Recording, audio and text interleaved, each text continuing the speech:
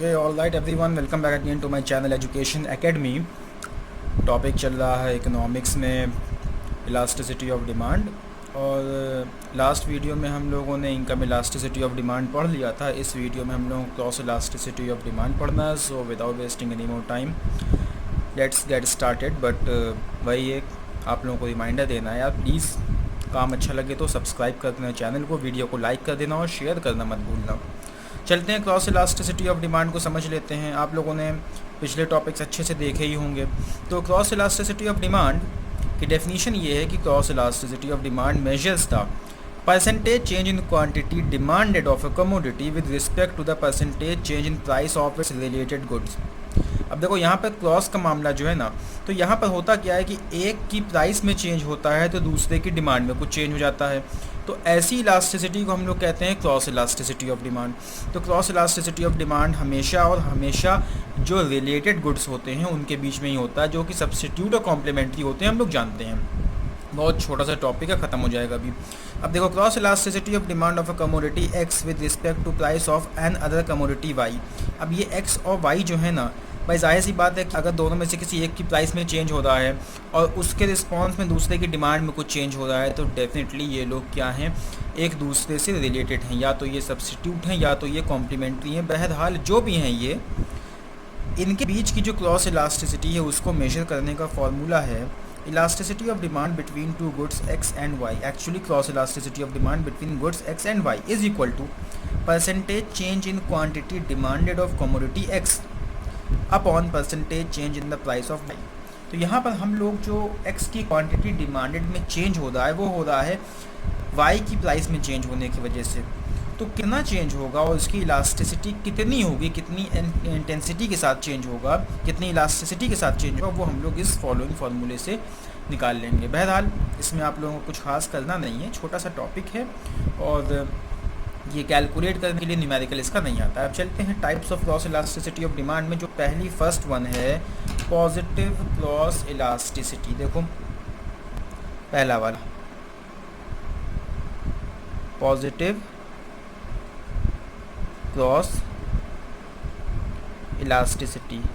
अब देखो यार, सिंपल सी बात है, आप लोगों ने पॉजिटिव इनकम इलास्टिसिटी के बारे में पढ़ा होगा। क्या पढ़ा होगा कि इनकम के बढ़ने पर डिमांड बढ़ जाती है, इनकम के घटने पर डिमांड घट जाती है। सिमिलरली पॉजिटिव क्रॉस इलास्टिसिटी, बहरहाल वहाँ से रेफरेंस देने का मकसद खाली ये है कि आप लोगों को कुछ रिमाइंड करवा दिया जाए, थोड़ा आसान रखा जाए।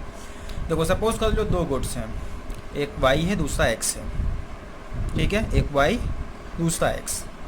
अब अगर वाई की प्राइस बढ़ी, वाई की प्राइस बढ़ गई और रिस्पॉन्स में x की जो डिमांड है वो बढ़ गई, ठीक है, तो इन दोनों के बीच में जो इलास्टिसिटी होगी उसको हम लोग कहेंगे that the elasticity of demand between y and x is positive. Similarly y की प्राइस के घटने पर अगर डिमांड y की घट जाती है, ठीक है, तो वाई से वर्सा वाली सिचुएशन है। तो इन दो सिचुएशंस में हम लोग कहेंगे cross elasticity of demand between two goods Y and X is positive. So definition के लिहाज से या लिखने के लिहाज से, when increase in price of one commodity say Y leads to an increase in the demand for the other commodity say X, cross elasticity of demand is said to be positive. Now the question is, किस तरह के goods के बीच में positive cross elasticity होती है? So the answer is substitute goods. Okay, मैं ink change कर लेता हूँ। सब्स्टिट्यूट गुड्स जो होते हैं उनके बीच में जो क्रॉस इलास्टिसिटी होती है वो पॉजिटिव होती है। अब कैसे होती है, चलो हम लोग एग्जांपल ले लेते हैं सब्स्टिट्यूट गुड्स का। दो एग्जाम्पल, एक पेप्सी ले लेते हैं। सब्स्टिट्यूट गुड्स में एक पेप्सी है, दूसरा कोक है, ठीक है। अब देखते हैं हम लोग, भाई पेप्सी का अपना कुछ कंजम्पशन होगा, कोक का अपना कुछ कंजम्पशन होगा अपनी रिस्पेक्टिव प्राइसेस के ऊपर। अब पेप्सी की अगर प्राइस बढ़ गई तो अब इससे होगा क्या कि पेप्सी की प्राइस बढ़ने पर जो कंज्यूमर है उसको ये पेप्सी महंगी पड़ने लग जाएगी। अब मसला ये है कि कंज्यूमर के पास पेप्सी की जगह पर एक दूसरा ऑल्टरनेटिव मौजूद है। वो दूसरा ऑल्टरनेटिव क्या है? कोका कोला, वो दूसरा ऑल्टरनेटिव है। तो कंज्यूमर क्या करेगा, पेप्सी की प्राइस के कम होने के रिस्पॉन्स में भाई डिमांड तो कम होगी पेप्सी की, जाहिर सी बात है, बट हमको इससे कोई मतलब रखना ही नहीं है। हमको ये देखना है कि भाई पेप्सी की प्राइस में चेंज होने पर कोक की डिमांड पे क्या असर पड़ रहा है। तो पेप्सी की प्राइस बढ़ गई, पेप्सी महंगी पड़ने लग गई, तो अब कंज्यूमर क्या करेगा, पेप्सी का कंजम्पशन छोड़ करके वो सोचेगा कुछ हद तक पेप्सी के कंजम्पशन को कोक के कंजम्पशन से रिप्लेस कर दिया जाए। तो अभी पेप्सी वाले कस्टमर जब कोक की तरफ जाएंगे तो कोक की डिमांड पहले के मुकाबले बढ़ जाएगी। अब यहाँ पर जो कोक की डिमांड बढ़ रही है ना, उसके पीछे रीज़न क्या है, रीज़न कोक की प्राइस में चेंज होना नहीं है, रीज़न है पेप्सी की प्राइस में चेंज होना। ठीक है, तो ये सब्स्टिट्यूट गुड्स में ऐसा होता है कि एक की प्राइस बढ़ने पर दूसरे की डिमांड बढ़ जाती है। सिमिलरली अगर पेप्सी की प्राइस घट जाए तो कोक की डिमांड भी इससे घट जाएगी। क्यों घट जाएगी, क्योंकि पहले जो कस्टमर कोक को कंज्यूम कर रहे थे, अब प्राइस के घटने की वजह से वही कस्टमर कोक को छोड़ करके पेप्सी को कंज्यूम करने लग जाएंगे। ठीक है, क्योंकि उनको पेप्सी कोक के मुकाबले सस्ती पड़ने लगेगी, तो रिस्पॉन्स में कोक की डिमांड जो है वो घट जाएगी। तो बहरहाल ये है हालात, सिचुएशन, आई होप समझ में आ गया होगा। इनके बीच की जो इलास्टिसिटी है वो है पॉजिटिव क्रॉस इलास्टिसिटी, और हम लोगों को पता है कि सब्स्टिट्यूट गुड्स का आपस में रिलेशनशिप क्या होता है। फिर भी अगर इस कॉन्सेप्ट को और अच्छे से पढ़ना है तो तुम लोग वीडियो नंबर 2 देख सकते हो, थ्योरी ऑफ डिमांड, लिंक मैं डिस्क्रिप्शन में दे दूँगा। ओके, चलो, तो पॉजिटिव क्रॉस इलास्टिसिटी हो गई। अब चलते हैं हम लोग नेगेटिव क्रॉस इलास्टिसिटी की तरफ, देखते हैं इतने में अगर हो जाए तो हो जाए, बहुत अच्छी बात है। देखो, नेगेटिव क्रॉस इलास्टिसिटी, चलो भाई, अब लिखने के लिहाज से क्या लिखेंगे हम लोग, पॉजिटिव का जस्ट अपोजिट होगा नेगेटिव। पॉजिटिव में क्या होता है, प्राइस के बढ़ने पर डिमांड बढ़ रही है, नेगेटिव में क्या होगा, प्राइस के बढ़ने पर डिमांड घटेगी। बस हम लोगों को इस बात का बहुत ध्यान रखना है कि यहाँ पर एक गुड की बात नहीं हो रही है, दो गुड्स की बात हो रही है। एक की प्राइस में चेंज हो रहा है, दूसरे की डिमांड में चेंज हो रहा है, उस एक की प्राइस में चेंज होने के रिस्पॉन्स में। So negative income cross elasticity, sorry income नहीं है, cross elasticity, negative cross elasticity when increase in price of one causes decrease in the demand for other, we can set that the cross elasticity of demand between two goods is negative. For example, complementary goods have negative cross elasticity because suppose if x and y are complementary, then increase in price of x will decrease the demand for y. चलो, अभी तो मैंने काफ़ी कुछ चीज़ें बोल दिया, समझ में आया होगा, नहीं आया होगा, पता नहीं क्या सिचुएशन रही होगी। अब देखते हैं, देखो ये बात जान रखो, सपोज कर लो दो गुड्स हैं, एक है एक्स और वाई। चलो एक्स और वाई नहीं लेते हैं हम लोग, डायरेक्टली एग्जांपल ले लेते हैं, एक्स वाई यहाँ पर ले चुके हैं ना, एग्जांपल ले लेते हैं डायरेक्टली। अब सब्स्टिट्यूट गुड्स के केस में नेगेटिव क्रॉस इलास्टिसिटी होती है, तो पहले हम लोग कोई दो गुड्स लेते हैं जो सब्स्टिट्यूट हों। तो एक है कार, दूसरा है पेट्रोल। ठीक है, अब इन कार और पेट्रोल क्योंकि ये कॉम्प्लीमेंट्री हैं, एक दूसरे को कॉम्प्लीमेंट करते हैं, इसलिए इनके बीच में जो इलास्टिसिटी होगी, क्रॉस इलास्टिसिटी होगी, वो नेगेटिव होगी। कैसे होगी, सपोज कर लो ये कार है, कार की कुछ प्राइस रही होगी, उस प्राइस पर कार की कुछ डिमांड रही होगी, और उसी लिहाज से कार की डिमांड के लिहाज से पेट्रोल की डिमांड रही होगी। अब मान लेते हैं कि कार की प्राइस बढ़ गई, तो कार की प्राइस के बढ़ने के रिस्पॉन्स में होगा क्या, कार की डिमांड घट जाएगी, बट हमको इससे मतलब नहीं रखना है, कार की डिमांड घट गई।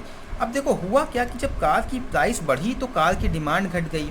सिमिलरली जो पेट्रोल है ना, पेट्रोल तो कार के साथ ही इस्तेमाल होता है, जब कार की डिमांड घट गई तो भैया पेट्रोल की डिमांड भी तो घट जाएगी।